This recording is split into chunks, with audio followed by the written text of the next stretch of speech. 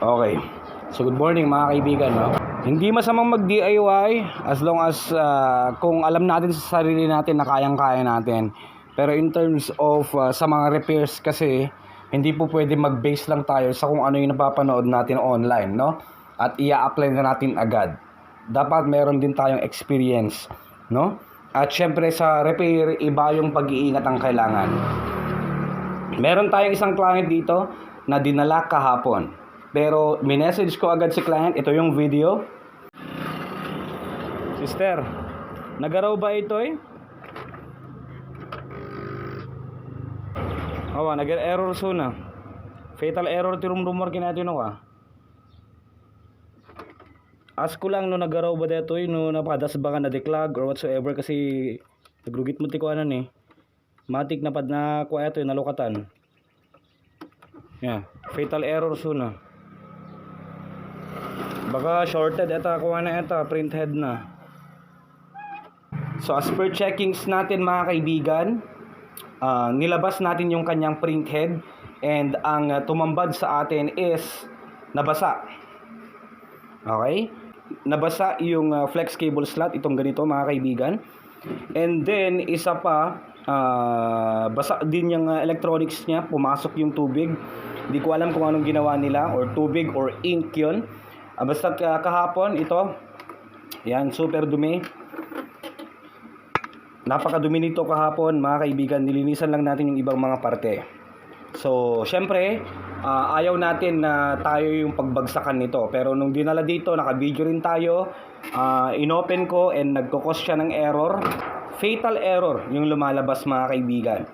And ang unang chinek ko yung printhead, yun na nga, nabasa. And wala, 50-50 na yan, or shall I say 0% chance of revival na yung printhead na kapag nabasa, sinaksak or nilagay sa loob, sinaksak, then pinower on. Magkaka-short at magkaka-short talaga yan. Isa pa na pwedeng tamaan mga kaibigan is the logic board. No? Magkakaroon din ng short dyan mga kaibigan. Tignan naman natin, oh. Tanggalin ko muna to. Ito ang problema kapag hindi tayo sigurado tapos binanatan pa rin natin. Yan o. Ito kahapon, napunasan lang to ha. Super dumi. Yan. Hindi ko, sabi ng client, drain daw to. Tinanggal yung laman, nilagay yung laman or yung ink. Hindi ko alam kung anong ginawa dito. Mapapakamot na lang talaga tayo ng ulo dito. Pero in-update ko na si client na 50-50 to, marami ng problema, no? And na-check ko rin sa logic board. Meron na rin problema dito sa printhead. Pinilit sa printhead mga kaibigan. Unang bukas pa lang talagang barado na siya. Walang lumalabas na black, walang lumalabas na magenta. Okay? Pero yung ginawa kasi hindi proper handling, no? Ang nangyari, nabasa yung printhead, yung loob ng printhead, yung slot ng flex cable ito. Ganito kasi yung problema eh. Dito mga kaibigan, no?